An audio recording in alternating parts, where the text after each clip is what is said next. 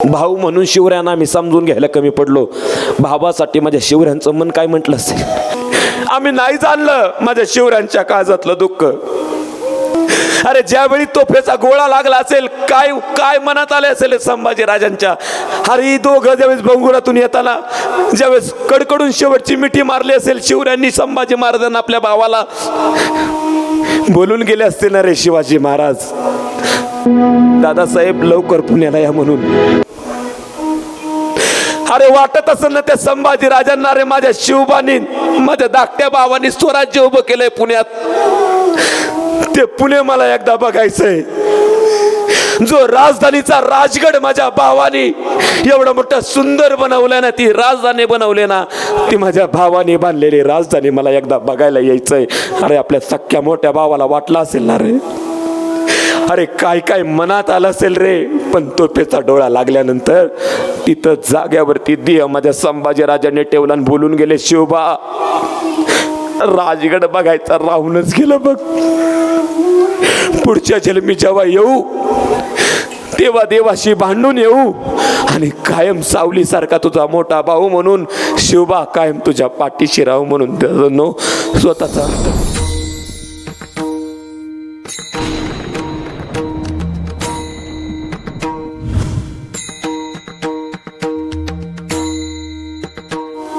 संभाजी नाव कसं ठेवलं, का ठेवलं सांगू याचं उत्तर.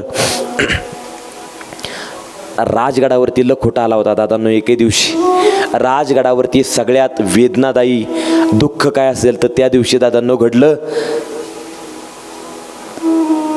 बंगळुरावरून खलिता आला की आऊसाहेबांना आनंद व्हायचा की खलिता आलाय म्हटल्यानंतर हा शहाजी राजांचाच खलिता आहे.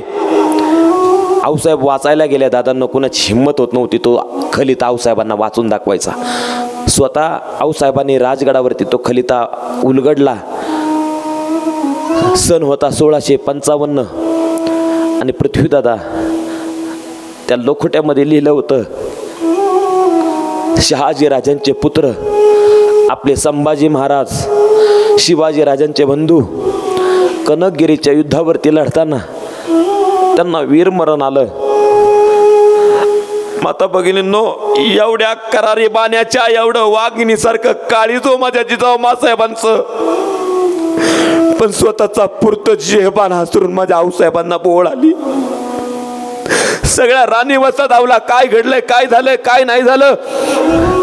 दादांनो, शिवरायांचा सक्का भाऊ संभाजी महाराज, मला वाटतं रितेश देशमुखांनी त्यांचं चरित्र दादांनो त्या राजा शिवाजी या चित्रपटामध्ये टाकले. मी अजून पाहिला नाही चित्रपट, पण काही रील येतात.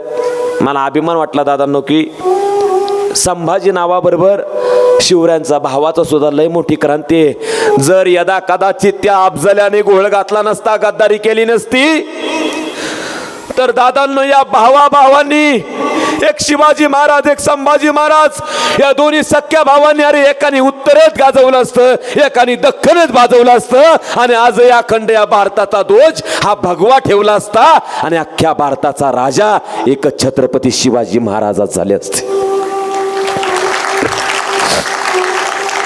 पण दादांनो, दुर्दैव संभाजी या नावाच्या वेदना सांगतोय म्हणून सांगून जातो आहे का. महाराजांना बातमी कळाली की असं असं घडलंय म्हणून.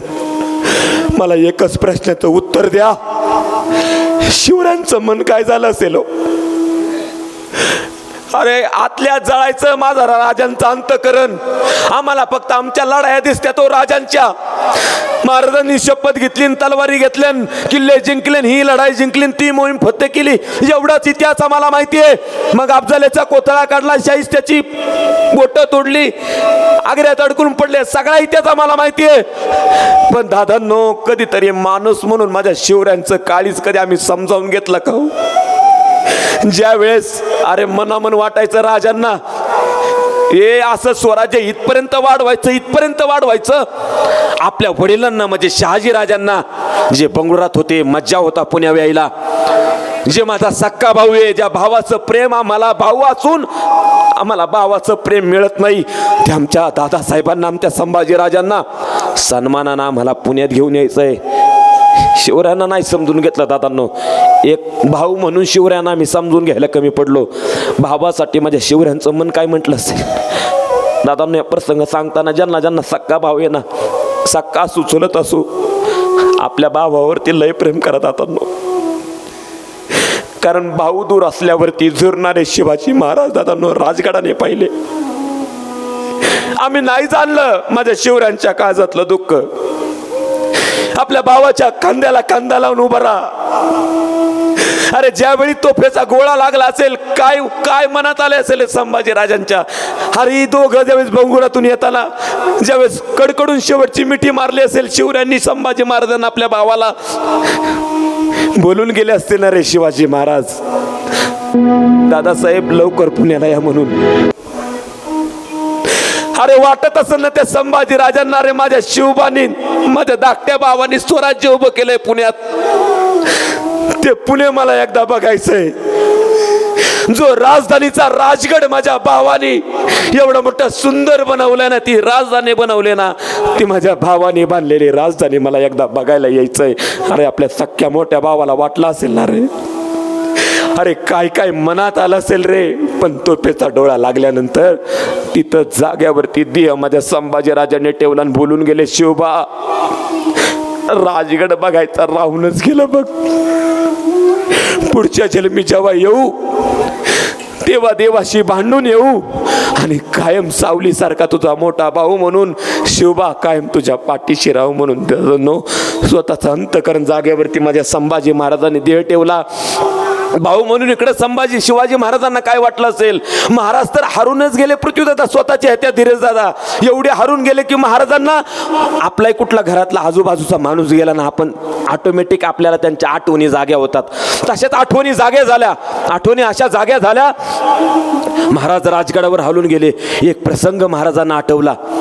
एके दिवशी लहान होते शहाजी महाराज, ज्यावेळेस पेमगिरीच्या नाशिक जवळ त्या पेमगिरी नावाचा किल्ला, त्या पेमगिरीच्या किल्ल्यावरून ज्यावेळेस 5 वर्ष निजामशाही चालवली ना, त्या पेमगिरीच्या किल्ल्यावरती असताना एके दिवशी शिवाजी महाराजांबरोबर खेळायला कुणी नव्हतं आणि एके दिवशी धावत धावत छोटेसे बाळ शिवबा आपल्या सख्या मोठ्या भावाला म्हणजे संभाजी महाराजांना भेटायला आले. दादासाहेब चला ना आमच्यासोबत खेळायला कोणीच येत नाहीये, आज चला ना तुम्ही आमच्यासोबत खेळा. त्याच वेळी दादांनो शिवऱ्यांच्या सख्या भावानं शिवऱ्यांना सांगितलं होतं, शिवबा आम्ही आता केवढे तरी मोठे झालेले आहोत, लहान मुला जर खेळलो ना तर सगळे हसतील आम्हाला. त्याच वेळेस बाल शिवबाराजे बोबडे काय बोलतात आपल्या भावाला. मग दादासाहेब लढाई करताना राम कोण होणार, आम्ही तर लक्ष्मण आहोत ना. दादांना त्याच वेळी माझ्या शिवबा राजांना मोठ्या संभाजी राजांनी जवळ घेतलं, पाठीवरती थाप टाकली आणि सांगितलं, हे बघ शिवबा, जेव्हा जेव्हा आम्ही नसू ना तेव्हा तेव्हा तुम्हाला राम व्हावं लागेल. व्हाल ना तसं दादांनो कुशीतून गट्ट मिठी मारून धावत पळत सुटले, आम्ही राम होणार, आम्ही आता राम होणार. आणि दादांनो जे शब्द माझ्या संभाजी महाराजांनी शिवबा राजांना सांगितले ना, जेव्हा जेव्हा आम्ही नसू तेव्हा तेव्हा तुम्ही राम व्हा. आणि माझे राजे 6 जून 1674 या स्वराज्याचे राम झाले. दादांनो ते राम राज्य माझ्या राजांनी या स्वराज्याच्या मातीसाठी अवतरलं. ते भावाचं प्रेम दादांनो आम्हाला आज कळू नये. काय आदर्श आहे आज, भाऊ भावात राहिला नाहीये. म्हणून या प्रसंगावर हात जोडून विनंती करतो, आपला भाऊ कसा असू द्या, फाटका असू द्या, तुकटा असू द्या, तुम्हाला जर काय झालं ना गाड्या, मी तर येतील हो, जातील, मदतही करतील, पण दवाखान्याच्या बाईवर रात्रभर दिवसभर दादांनो तुमच्यासाठी फेऱ्या मारणारा, तुमच्यासाठी इकडून पैसे गोळा करून तिकडून पैसे गोळा करून तुमच्या पाठीशी उभा राहणारा, किती काही जरी झालं ना तर तो भाऊच असतो दादांनो. म्हणून हात जोडतो या प्रसंगातून, काही नाही घेतलं तरी चालेल, आपल्या भावासाठी जगा. आणि कुणाचं भावासाठी वेगळं असेल ना किंवा भांडण असेल ना, आज शंभूराजांची जयंती, शपथ घ्या, घरी गेल्यानंतर काय चुकलं असेल दोघांचं एकमेकाला माफी मागा, एकत्र गुन्हा गोविंदाने नांदा. आणि कुणाची भांडण असेल तर बोलायला लागा आजच्यापासून की दादा माझं चुकलं म्हणून. एकदा फक्त दादा म्हणून आपल्या भावाला मिठी मारा.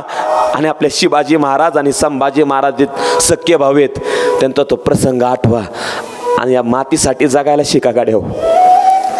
केवळ आणि तिकडे संभाजी महाराजांची अफजल खानाने हत्या केली रे केली, आणि तेव्हाच इकडे पोटुशी राहिल्या होत्या सईबाई राणीसाहेब.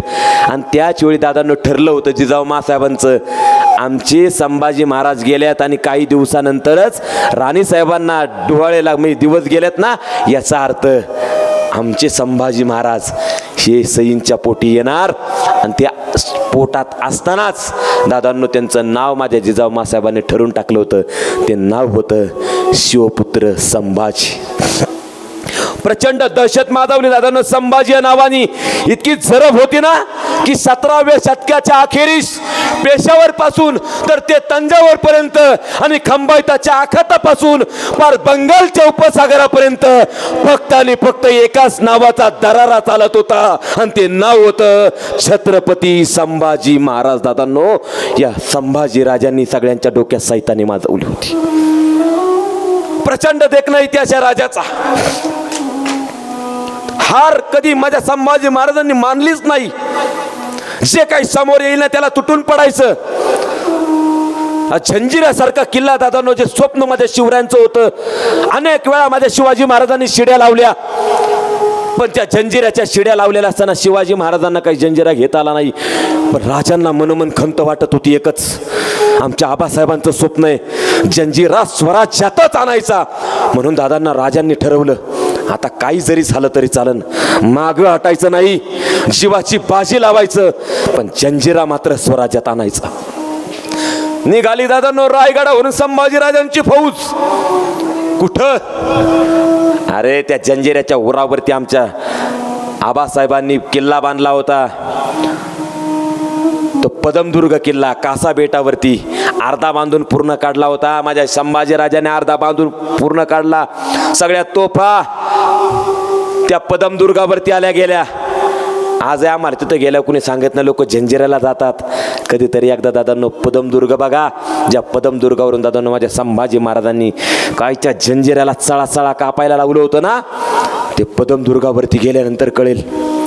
पण त्यात महाराजांनी राजकारण असं केलं, जंजिरा आता असंच नाही घेता येणार. अनेक वेळा शिड्या लावल्या, जंजिऱ्यावर प्रचंड मोठा दारुगोळा आहे.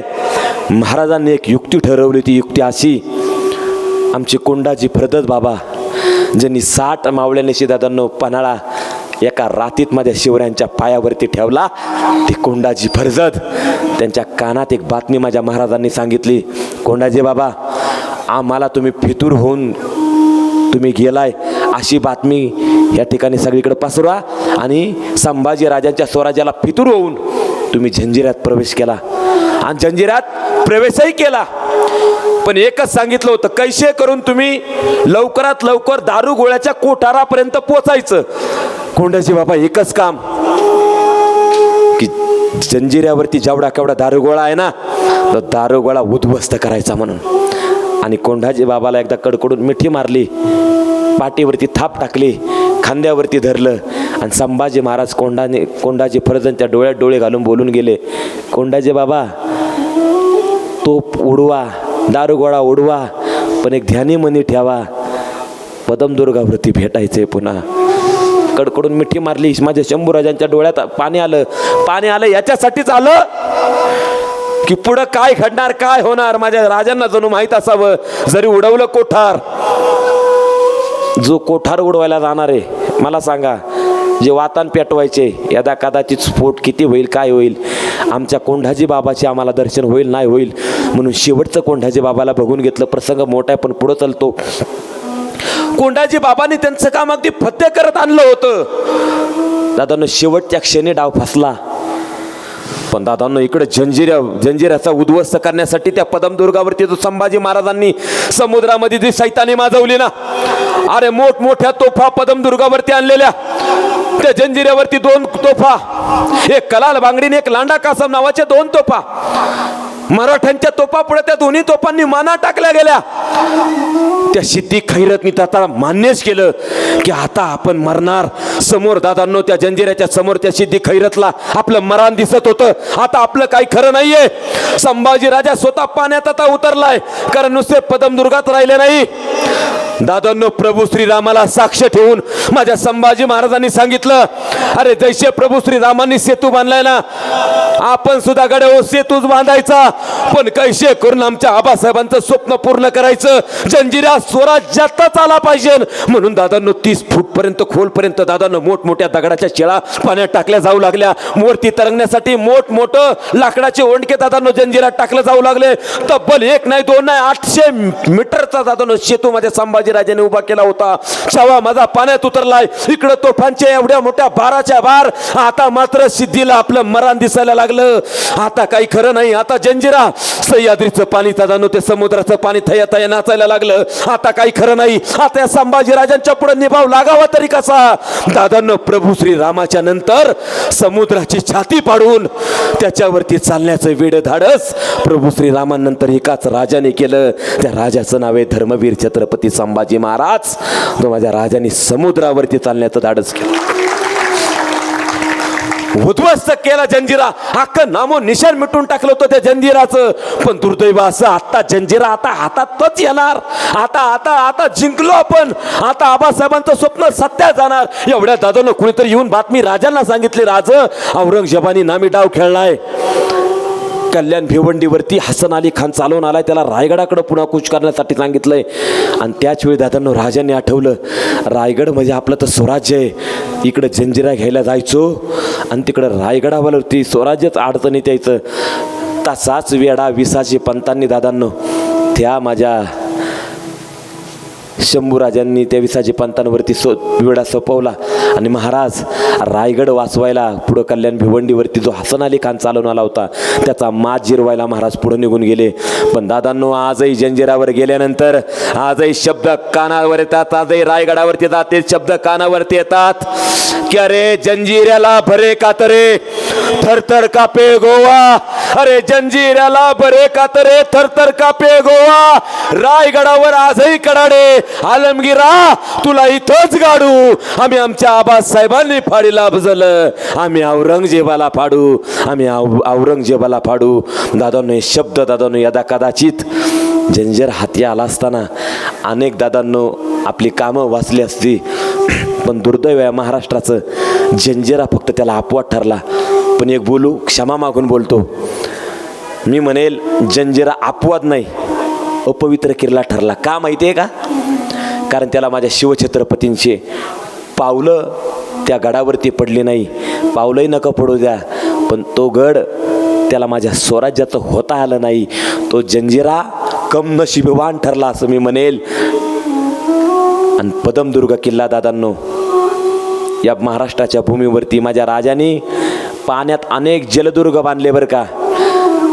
पाण्यात महाराजांनी जे जे काही आपल्याला जमणारच नाही ना अशा गोष्टी दादांनो माझ्या महाराजांनी जमून काढल्या. जरी जंजिरा पाण्यात त्या लाय पाटलाने बांधला होता ना, त्याच्या उरावरती दादांनो पाण्यामध्ये पदमदुर्ग नावाचा किल्ला बांधून अरे मराठे सुद्धा पाण्यावरती राज्य करू शकतात हे दादांनो माझ्या शिवछत्रपतींनी दाखवून दिलं. अनेक दादांनो पाण्यात माझ्या राजांचे जलदुर्ग आहेत. ते राजांचे पुण्य आहे. तो राजांचा इतिहास आम्हाला माहीत झाला पाहिजे दादांनो. अनेक घटना आहेत संभाजी महाराजांच्या जीवनात, अनेक प्रसंग आहे. मग रामशेज नावाचा किल्ला असेल, 6.5 वर्ष झालंय दादांनो.